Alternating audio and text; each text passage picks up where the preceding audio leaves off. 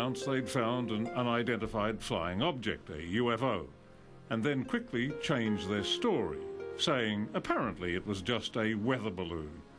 However, the continued sightings of unexplained aircraft could not be ignored, if in fact aircraft they were.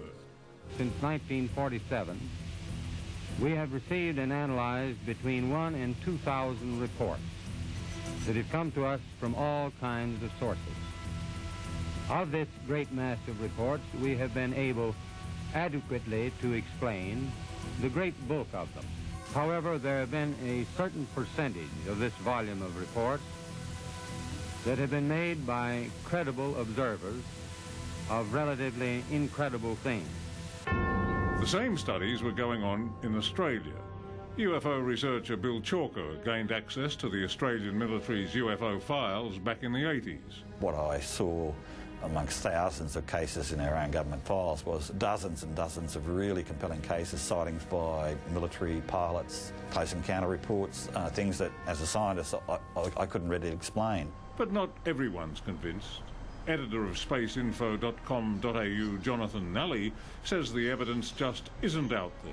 I've never seen one skerrick of credible, convincing, independently corroborated evidence that aliens have visited the Earth. Surprisingly, using modern-day science, Bill Chalker may actually have the proof we've been looking for. What he claims is the hair of an alien. It was found after an alleged alien abduction involving Sydney builder Peter Coorey. In this case, it was a blonde, blue-eyed female being, etc., with large eyes, 2 to 3 times the size of a normal human eye, sort of very pointed, angular face, and a strength that was sort of pretty unusual. Bill had the hair tested for DNA with surprising results. Instead of just a standard DNA profile that should exist in all parts of the sample, we got what appeared to be a hybrid DNA profile, and that's extremely unusual. In layman's terms, it was like nothing else ever seen before. The DNA seemed human, but it had genetic material from too many rare, unexplained races, with too many strange anomalies to plausibly come from this Earth. The truth is out there. Maybe. There is no maybe about it, Peter. Well, what did that fellow say all back then? He said, credible observers of relatively incredible things, like RAF pilots. But why would the government cover it up? Why wouldn't they just say, yeah, we saw an alien the other day? Have you ever seen War of the Worlds? People would be terrified if they knew that there was aliens out there. But people are scared all the time of tsunamis and earthquakes and things. Yeah, but you're terrified in a different way because you know that nature can do things like that. So you think that Kevin Rudd knows there's aliens and he's covering it up? Well, I don't know if Kevin Rudd knows about it.